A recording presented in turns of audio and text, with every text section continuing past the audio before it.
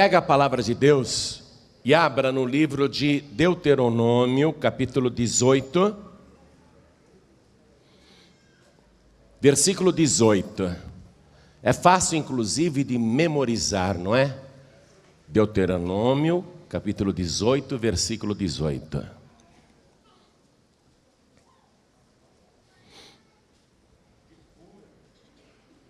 Achou? Tem alguém perto de você sem a palavra de Deus? Se tiver, divida com a pessoa a leitura, mostre onde nós vamos ler. Aqui é o próprio Deus falando, preste atenção nisso, hein? Deus está falando com Moisés. Em hebraico o nome de Moisés é Moshe. E o nome de Deus é impronunciável.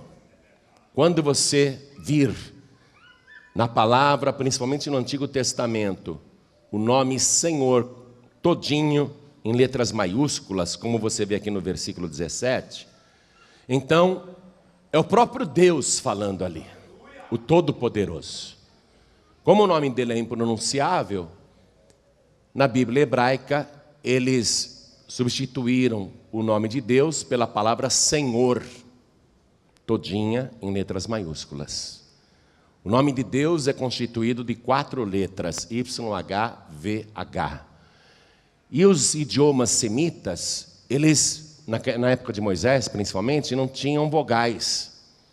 A pronúncia era guardada de memória, a pronúncia das palavras. Você imagina o seu nome, por exemplo, sem vogais, só com consoantes. Fica difícil de pronunciar, não é? Então, como os judeus ainda tinham medo de invocar o nome do Senhor em vão, eles não falavam o nome de Deus naquela pronúncia que era transmitida apenas oralmente. Por isso que a pronúncia correta dessas 4 letras se perdeu. Ninguém sabe direito como se fala o nome de Deus. O mais aproximado é Iavé. O mais aproximado, Iavé. Então, é aqui o próprio Deus falando com Moisés e fazendo uma profecia. Uma profecia da boca de Deus. Aquele que fala e acontece, está profetizando para Moisés e diz assim, olha o versículo 18. Eis que lhe suscitarei um profeta do meio de seus irmãos, como tu. E porei as minhas palavras na sua boca, e ele lhes falará tudo o que eu lhe ordenar. E será que qualquer que não ouvir as minhas palavras, que ele falar em meu nome, eu o requererei dele. Quer dizer, a pessoa vai prestar contas comigo, diretamente comigo. Deus está dizendo, eu vou levantar um profeta igual a você, do meio dos teus irmãos, não será de um outro país, será do meio do teu povo. Mas ele será como tu, isto é, em obras, maravilhas, sinais e prodígios. Ele falará e acontecerá. E também quem, do meio do povo, ouvir a sua palavra e não lhe der crédito, eu pessoalmente vou lhe cobrar pela sua atitude de indiferença. Você vê? Então eu vou reler. Agora você já está entendendo mais. Então o Senhor me disse, eis que lhe suscitarei um profeta do meio de seus irmãos, como tu. E porei as minhas palavras na sua boca, e ele lhes falará tudo o que eu lhe ordenar. Você vai falar o que eu mandar. Tudo que ele falar é como se eu mesmo estivesse falando. E será que qualquer que não ouvir as minhas palavras, que ele falar em meu nome, eu o requererei dele, de quem não ouvir. Amém? Agora eu leio e cada pessoa que está comigo na sede nacional da Paz e Vida, São Paulo, Brasil, repete em seguida. Vamos lá, vamos repetir a profecia de Deus. Vamos lá. Eis que lhe suscitarei um profeta do meio de seus irmãos, como tu, e porei as minhas palavras na sua boca, e ele lhes falará tudo o que eu lhe ordenar. E será que qualquer que não ouvir as minhas palavras, que ele falar em meu nome, eu o requererei dele. Amém? Forte, não é? Muito forte. É sobre isso que nós vamos falar hoje. Mas eu quero perguntar aqui para vocês, ainda que a resposta pareça muito óbvia, eu gosto de vê-la, de ouvi-la. Você acredita que realmente Deus, o próprio Deus, o Todo-Poderoso, prometeu isso para Moisés? Quem acredita? Levante a mão. Eu também creio. Então vamos dar a melhor salva de palmas para esta palavra infalível, esta palavra poderosa. Isso, vamos aplaudir, a melhor salva de palmas. Você que está nos ouvindo pela rádio à distância, no Brasil, ou em Angola, Moçambique, Cabo Verde, Tomé e Príncipe, Guiné-Bissau, Ilha da Madeira, Lisboa, junte-se a nós aqui em São Paulo, junte-se a nós aqui no Brasil. Pessoas de língua portuguesa que estão ouvindo esta mensagem pela internet em qualquer lugar do mundo, junte-se a nós agora. Aplaude, dá glória, abre a boca. Diga glória, glória, glória ao teu nome, Senhor. Glória a ti, que assim fala e assim acontece. Oh glória, aplaude, glorifica. Continua, continua. Pai bendito, olha quanta gente te glorificando. Em todo mundo, eu posso garantir isso, em toda parte alguém te glorifica agora. Ah Pai, veja quem está te aplaudindo, veja quem está te glorificando. E sobre esta pessoa derrama a tua graça, derrama a tua bênção, derrama a tua virtude, derrama o teu poder. Agora Pai, a tua palavra vai ser pregada. Vem com teu Espírito Santo, tome a boca do mensageiro, fale o Senhor agora, envia a tua palavra com poder e autoridade, e que a tua palavra vá e produza o resultado para o qual está sendo mandada, em nome do Senhor Jesus. Diga amém, Jesus. Podeis se assentar, por favor? E seria bom que você tivesse uma caneta na mão agora para fazer algumas anotações. Esse prometido por Deus a Moisés passou a ser muito aguardado desde então. E ele passou a ser chamado de Messias. A palavra Messias, em português ou em inglês, se escreve do mesmo jeito.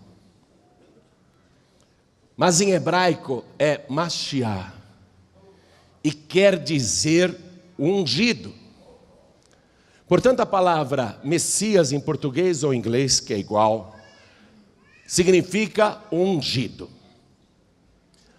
Esse ungido, que falaria em nome do Senhor, estabeleceria a partir de Israel, exatamente da cidade de Jerusalém, um reinado mundial e governaria a terra, proporcionando uma paz, uma justiça e uma prosperidade que a humanidade nunca viveu antes.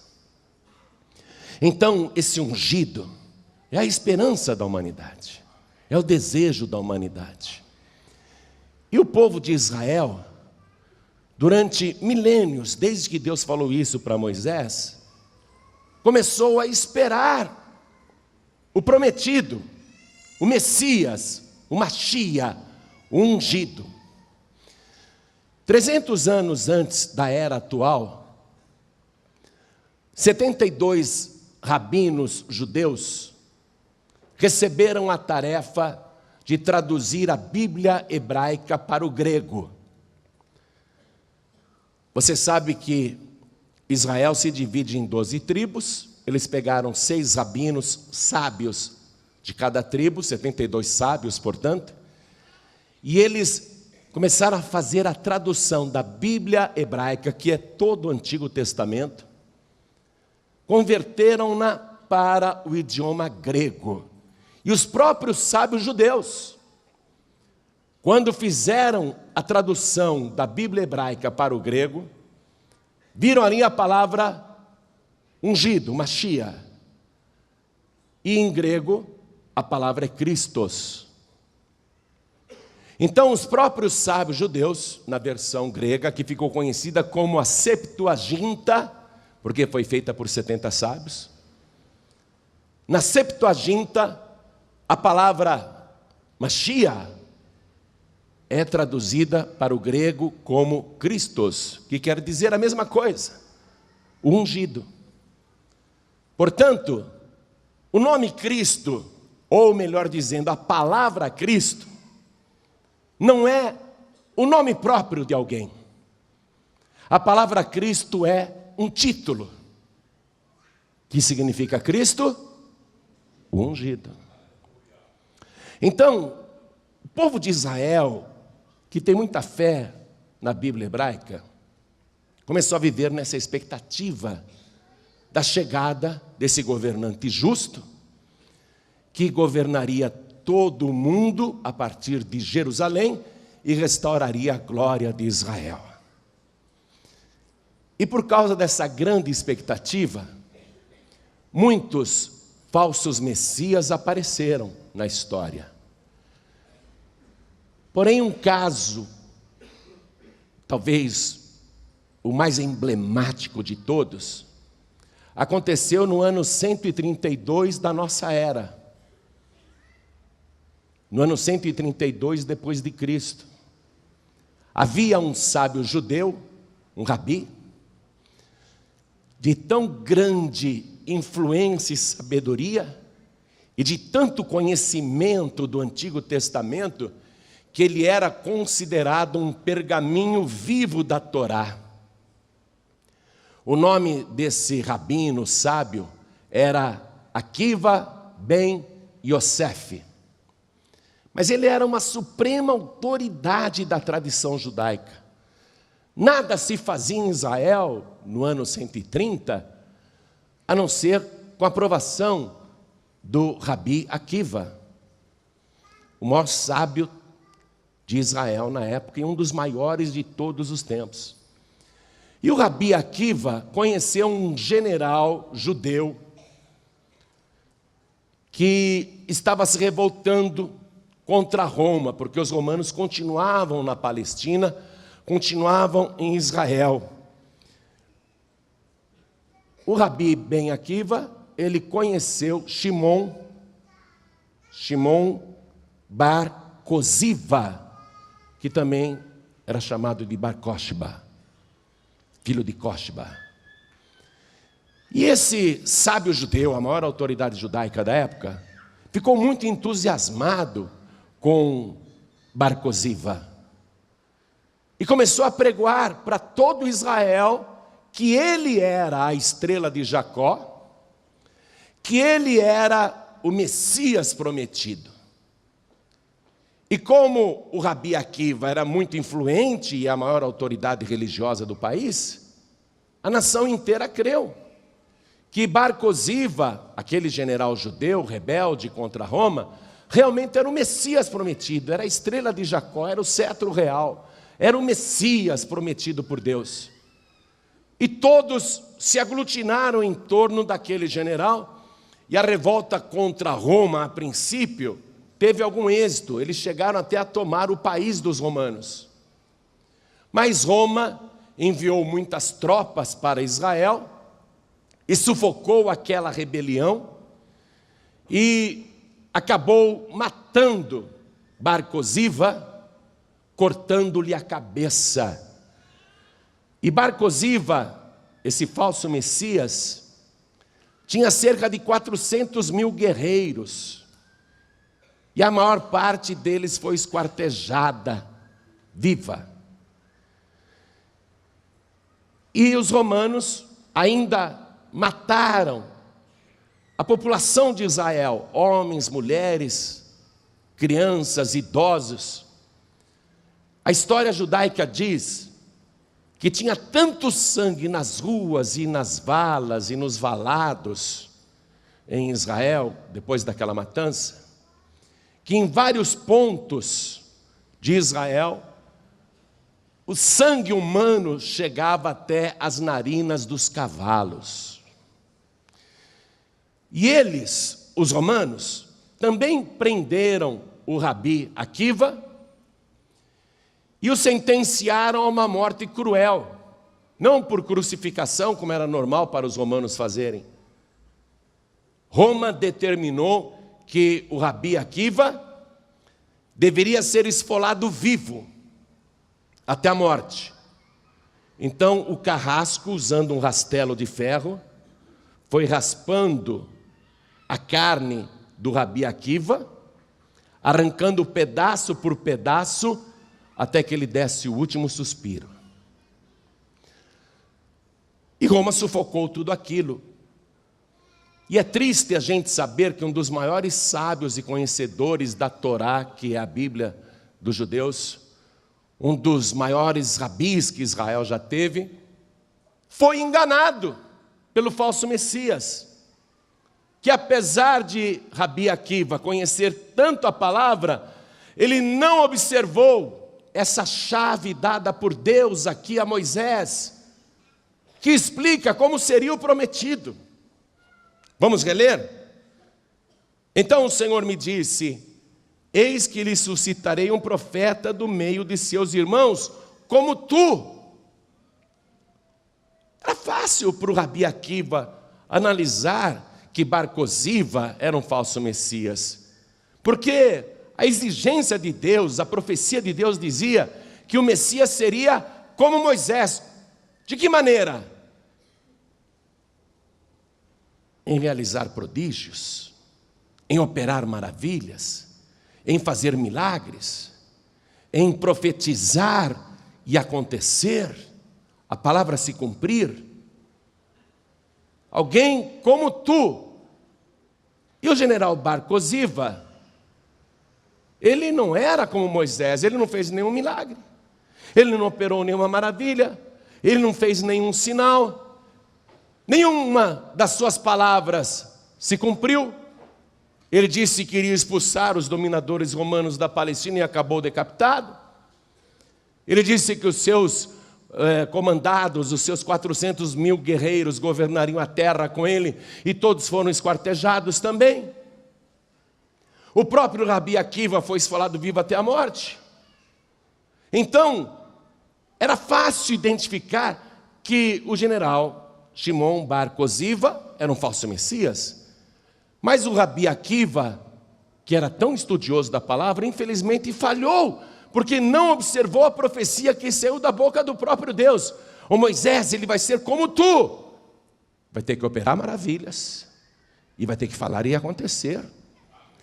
Só que Moisés, ele será mais ainda, porque o que ele falar, não será ele quem falará, mas eu mesmo falarei através dele.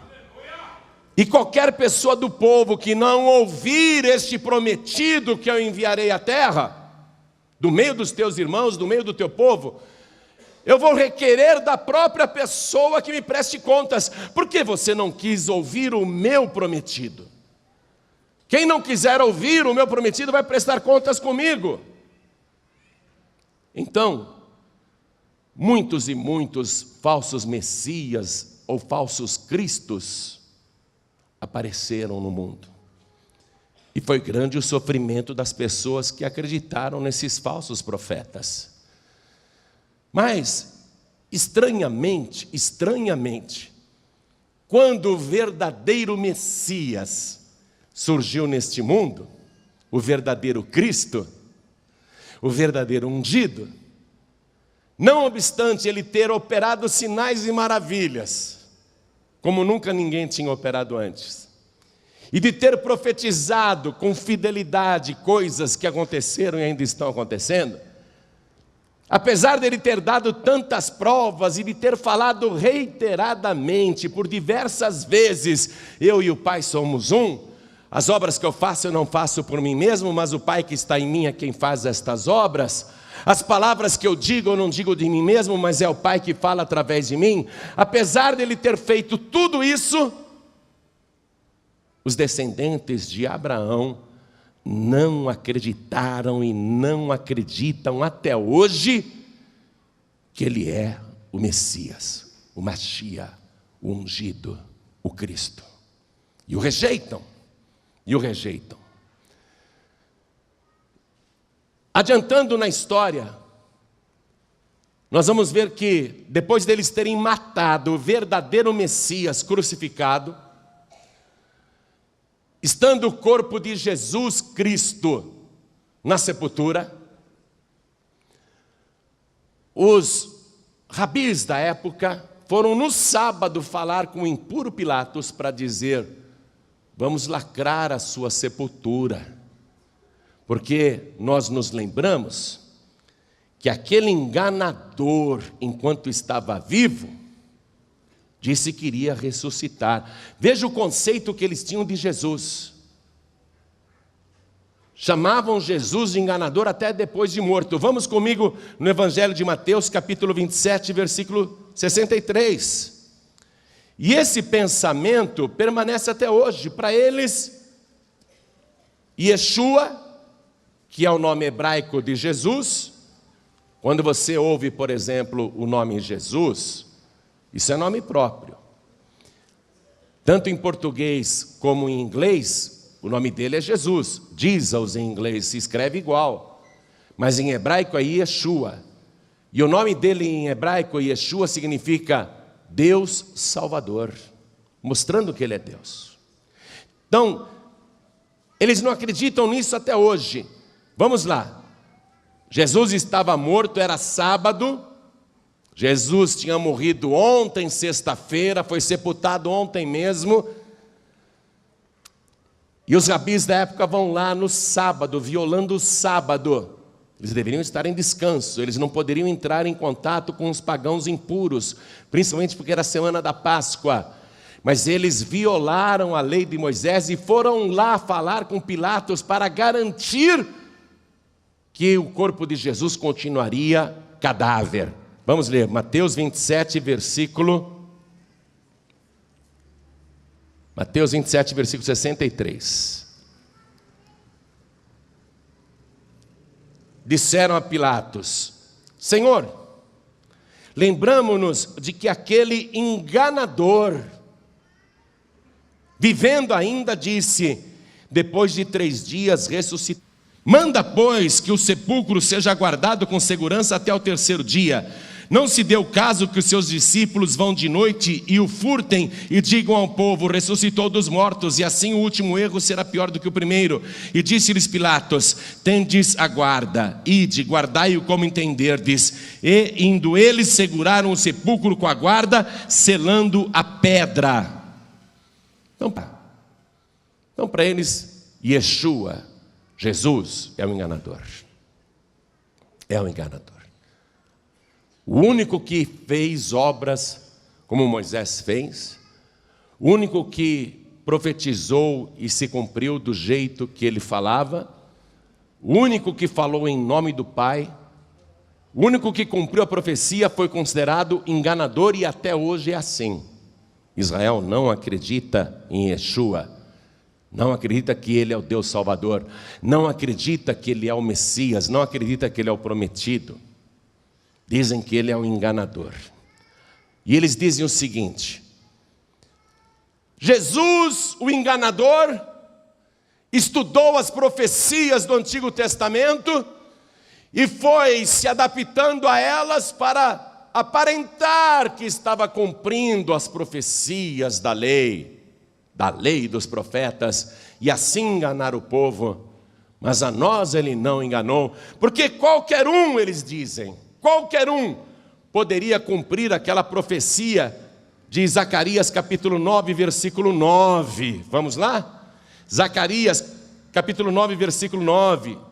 Qualquer um poderia cumprir aquela profecia. E esta profecia de Zacarias, capítulo 9, versículo 9, diz assim: alegra-te muito, ó filha de Sião, exulta, ó filha de Jerusalém, eis que o teu rei virá a ti, justo e salvador, porque ele é o Deus Salvador, justo e salvador, pobre e montado sobre um jumento, sobre um asninho, filho de jumenta.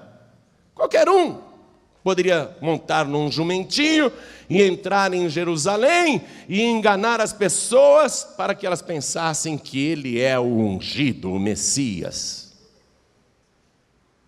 Tudo bem, qualquer um poderia ter entrado em Jerusalém dessa maneira. Mas há cerca de 70 profecias na lei de Moisés, nos profetas e nos escritos judaicos, cerca de 70 profecias, e a maior parte delas não poderia ser manipulada por ninguém. Eu vou citar não as 70, porque aí nós teríamos que fazer uma vigília aqui para estudar esse assunto.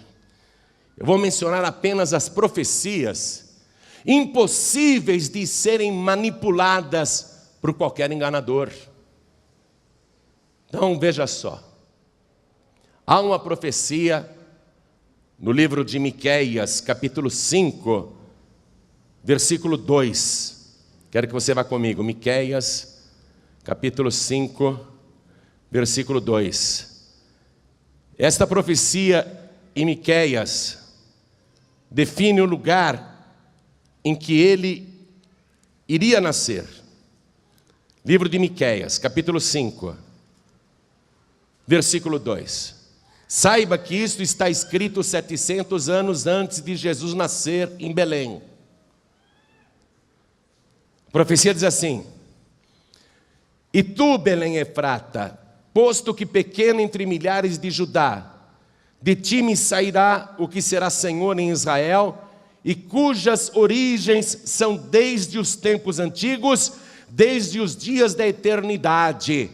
Veja que a profecia está dizendo que o guia, o Messias, o prometido, ele é desde os dias antigos da eternidade, anterior à humanidade.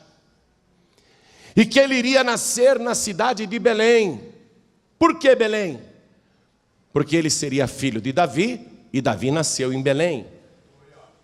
E Davi foi um rei que conduziu Israel a uma vitória muito grande, a conquistas que são inesquecíveis, e o Messias, portanto, da descendência de Davi, conduziria a humanidade para o mesmo tipo de conquista, conquistas eternas.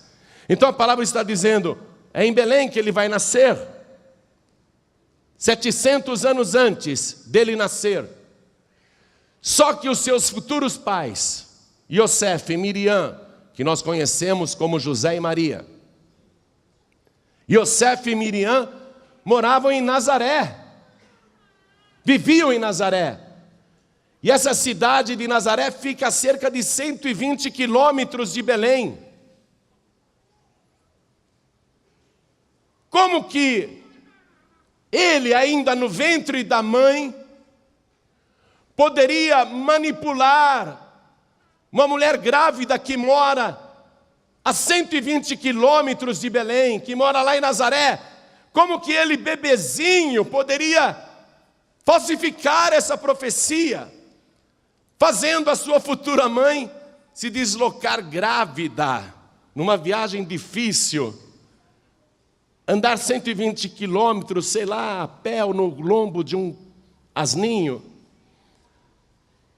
Como que ele poderia calcular, sendo ainda bebê, no ventre da mãe, e decidir a cidade que ele iria nascer, fazer a sua mãe estar em Belém, e mais ainda, calcular o tempo com uma tal precisão, que de modo que ela tivesse as dores de parto, no momento em que a bolsa se rompesse e ela desse à luz, ele nascesse exatamente na cidade de Davi, Belém.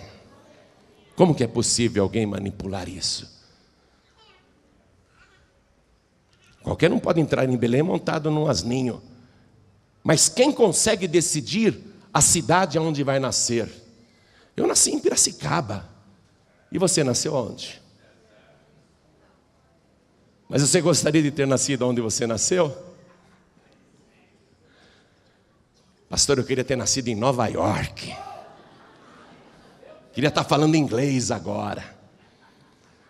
Mas eu pergunto para você, algum ser humano consegue decidir antes de nascer qual é a cidade em que nascerá? Você pôde escolher a cidade em que você ia nascer? Por que você não pôde? Porque você é criatura. Mas ele pôde escolher a cidade onde ia nascer, porque ele não é criatura, ele é o Criador de todas as coisas. Ele é o dono do céu e da terra. Ele fala e assim acontece. É em Belém que ele vai nascer, e ele nasceu em Belém. Portanto, essa profecia não tem como ser manipulada por ninguém. Mas há uma outra profecia que não dá para se manipular. O Messias teria que ser descendente de Abraão. Porque 2000 anos antes de Cristo, Deus prometeu isso para Abraão. Vamos comigo no livro de Gênesis, capítulo 22, versículo 18. Livro de Gênesis, capítulo 22, versículo 18. Deus falou para Abraão: e em tua semente serão benditas todas as nações da terra. Deus não está falando, e em tuas sementes.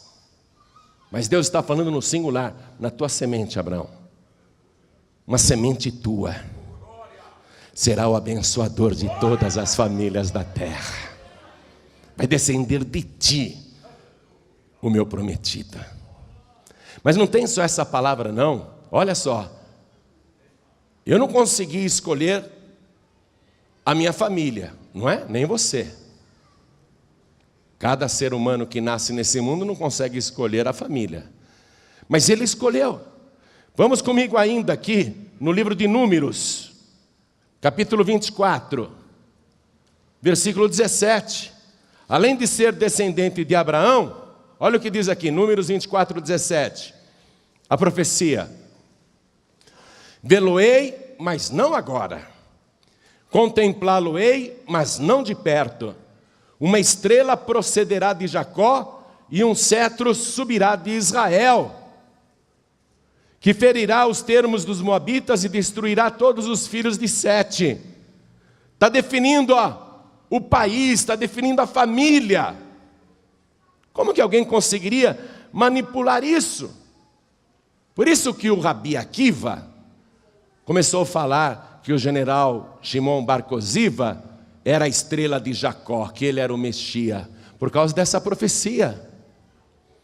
Porque o Messias, o ungido, teria que ser aqui, uma estrela que procedesse de Jacó, que viesse de Israel. Continuando aqui as profecias, esse Messias teria que ser filho do rei Davi. Até a sua descendência teria que ser real, ele teria que ser de uma linhagem real. Vamos comigo no livro de Salmos, Salmos 132, versículo 11. Diz assim: o Senhor jurou a Davi com verdade e não se desviará dela. Do fruto do teu ventre porei sobre o teu trono. O Messias tinha que ser do trono de Davi. Livro de Jeremias, capítulo 23, versículo 5. Vamos lá. Jeremias, capítulo 23, versículo 5. Eis que vem dias, diz o Senhor. Olha o Senhor com letra maiúsculas aí. Em que levantarei a Davi um renovo justo. Sendo rei, reinará e prosperará, e praticará o juízo e a justiça na terra.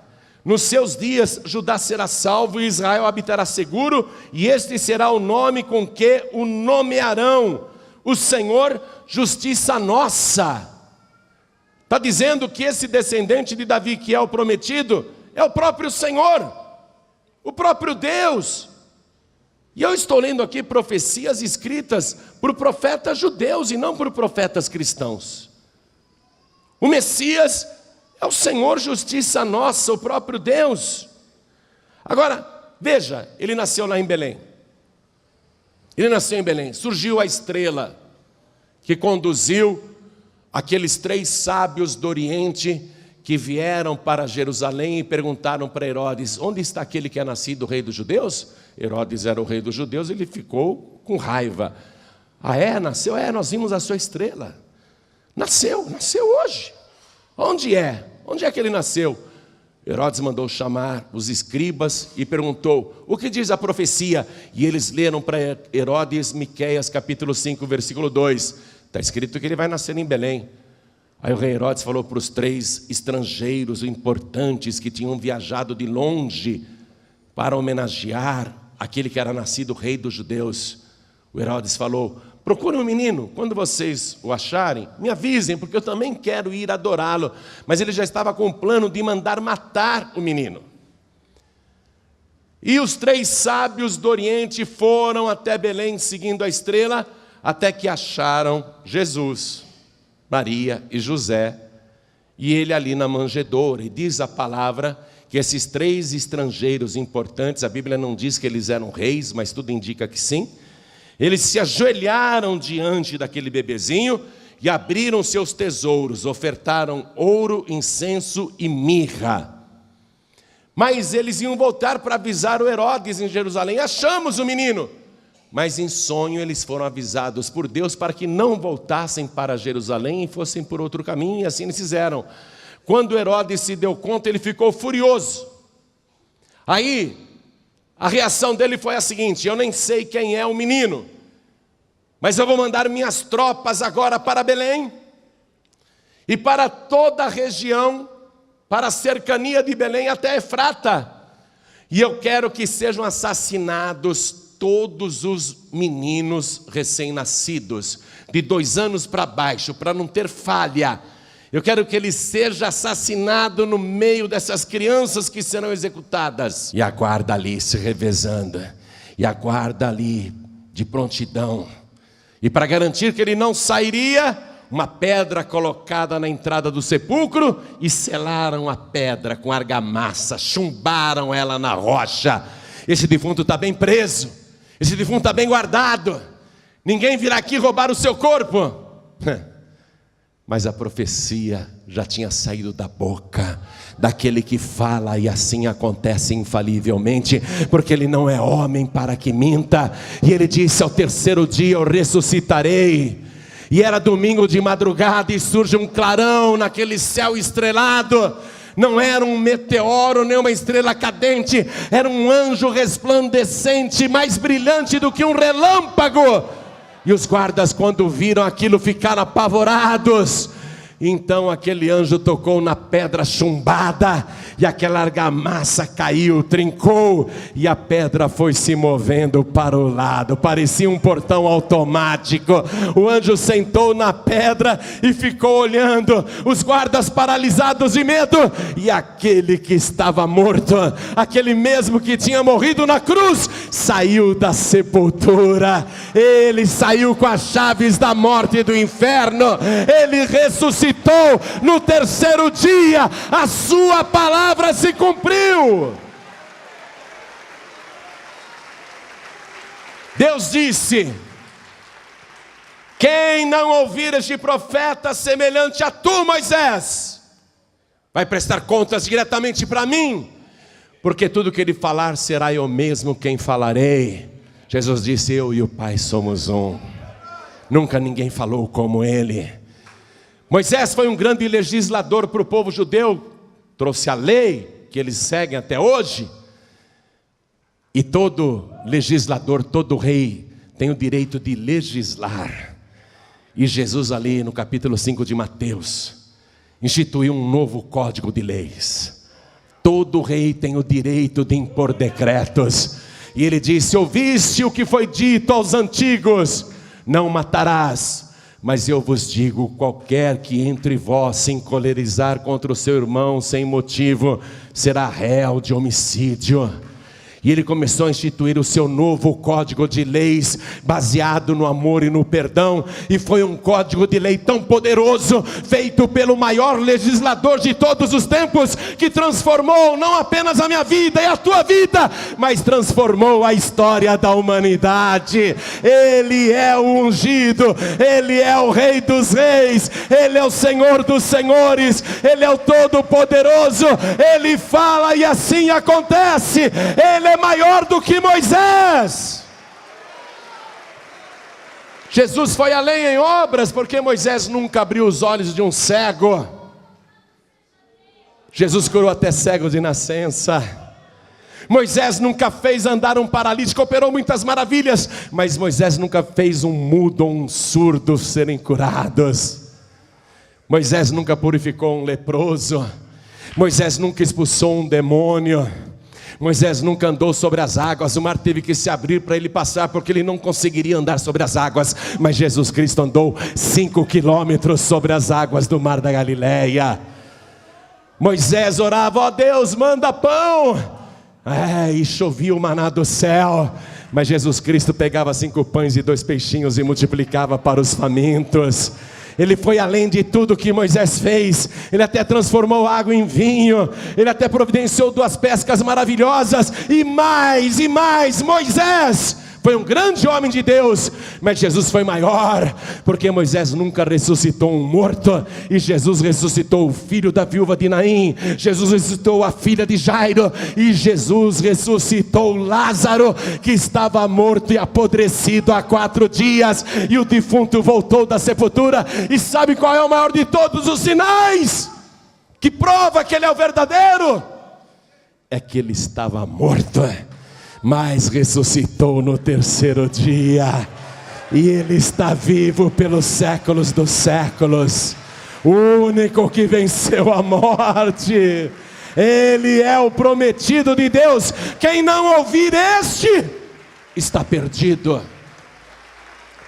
Quem não ouvir este está perdido, porque ele é o próprio Deus. Toda a igreja se coloca de pé. Ele subiu aos céus, vai voltar, vai instalar o seu reinado, o milênio aqui na terra. O ungido, o Messias, o Cristo, vai reinar aqui na terra 1000 anos. Se você for um dos seus valentes que creem nele e persevera até o fim, ele vai te fazer rei e sacerdote, e você vai governar com Cristo. Quem não ouvir este vai ter que prestar contas para Deus, porque Jesus é o próprio Deus. Mas pastor, os judeus dizem que o Messias teria que reedificar o 3º templo. Opa, espera aí. Como que Jesus poderia reedificar o templo, se na época dele o templo de Jerusalém, o 2º templo, estava de pé? Se o templo estava lá, como que ele poderia reedificar uma coisa que já estava edificada? Mas o Messias tinha que reedificar o 3º templo. É profecia, está escrito. É verdade. É verdade, tem uma profecia a esse respeito. Mas o templo na época de Jesus estava de pé. Jesus disse: logo não vai ficar aqui pedra sobre pedra. Mas até ele ter falado isso, estava tudo de pé.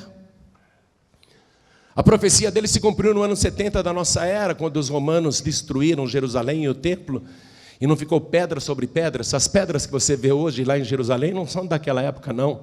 Aquilo foi uma reconstrução, com pedras da época, mas foram reconstruídas.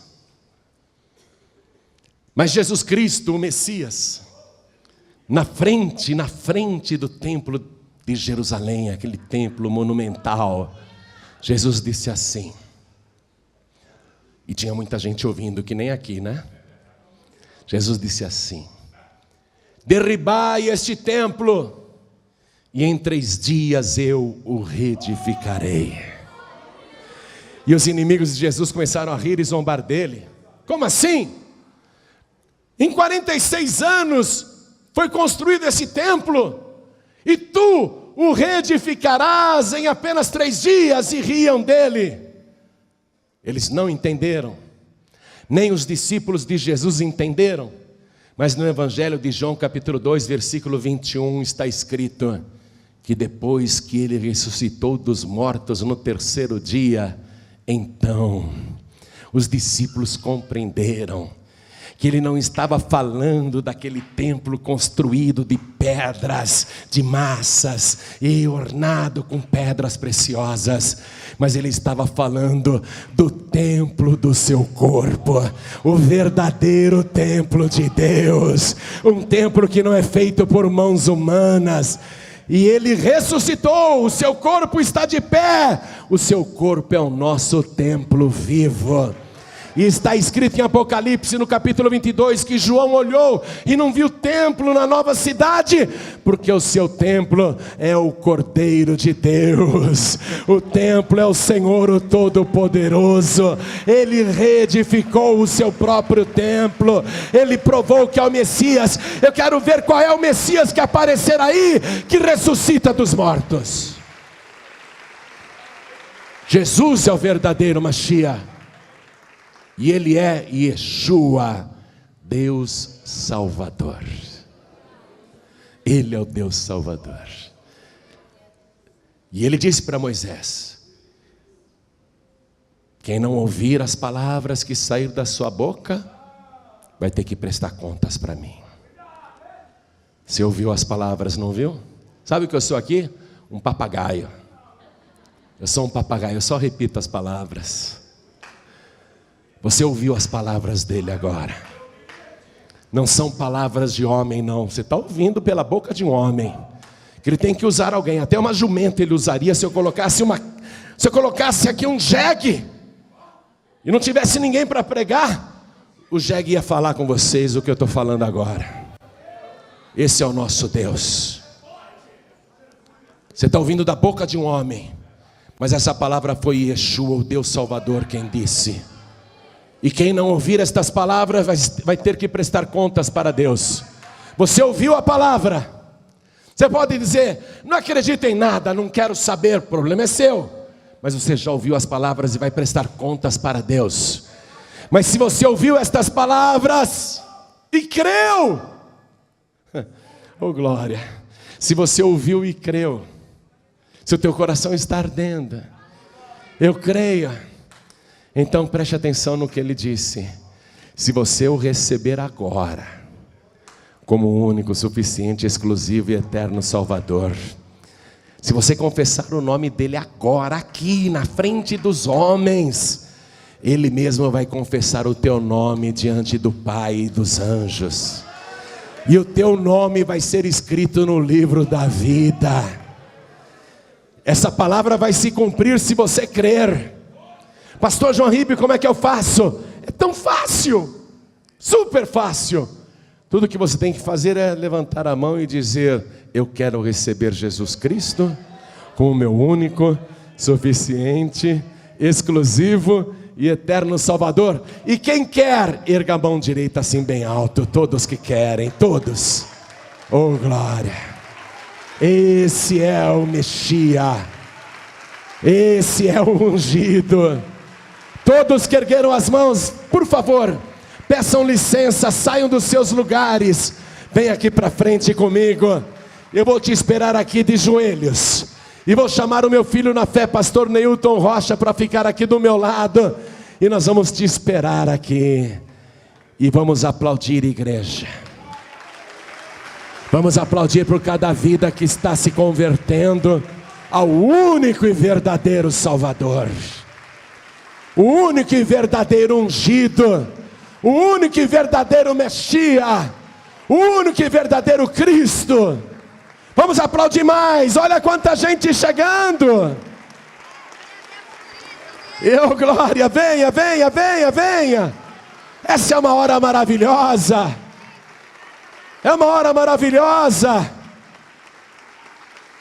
Isso é lindo, parabéns para vocês que estão vindo.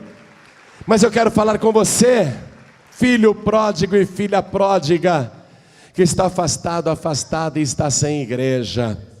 Tudo que ele profetizou se cumpriu naquela época: a destruição do templo, a destruição de Jerusalém, a perseguição aos judeus e aos cristãos, a dispersão. Todas as guerras, pestes, fomes, toda a história se cumpriu e está se cumprindo. Estão aí os jornais, revistas, televisões e rádios repetindo as notícias que Jesus disse que estariam acontecendo nos últimos dias. Tudo que Ele falou está se cumprindo, e tem uma profecia que vai se cumprir ainda. Preste atenção todos aqui, inclusive os filhos pródigos. Tem uma profecia que está para se cumprir a qualquer momento, a qualquer instante, e será muito rápida. Ele disse antes de subir aos céus: não se turbe o vosso coração, crede em Deus, crede também em mim. Na casa do meu Pai há muitas moradas, pois eu vou preparar-vos lugar. E se eu for e vos preparar lugar, eu virei outra vez, e vos tomarei para mim mesmo. É o arrebatamento. E vos tomarei para mim mesmo, para que onde eu estiver estejais também. Está para acontecer. Filho pródigo, filha pródiga, não fica de fora não. Você que está sem igreja, vem aqui para frente agora. Todos os que estão sem igrejas, venham aqui para frente. Você que não tem igreja nenhuma, você que se afastou, vem aqui para frente, vem para cá. Venha do jeito que você está, porque Jesus está para voltar. Aquele que disse se cumpre, Ele vai cumprir o que prometeu, Ele vai voltar. Vem para cá, vem para cá. Vamos aplaudir mais, igreja. Olha quanta gente chegando. E eu quero chamar aqui você que ainda não saiu da igreja, mas está muito fraco na fé, sem forças para continuar, levando uma vida cristã muito falha, muito cheia de altos e baixos, e você não está contente com você mesmo, com você mesma. Nós vamos orar por você, a tua vida vai ser restaurada, a tua fé vai ser restaurada. Você que está fraco, fraca na fé, ou com peso na consciência, vem aqui para frente, porque nós vamos orar. Você se conserta com Deus, você pede perdão, porque hoje também é Santa Ceia do Senhor. Assim você participa da Santa Ceia. Venha, porque o sangue de Jesus te purifica de todo o pecado. Ele não apenas sara os doentes, como nós vimos hoje, Ele curou muitos doentes aqui, mas Ele perdoa os pecados, Ele limpa o teu coração, Ele limpa a tua alma. Vem para cá. Você que está assistindo esta mensagem, alguém, provavelmente um pregador do telhado, ele pegou o DVD, te deu e falou assim: assista isso aqui.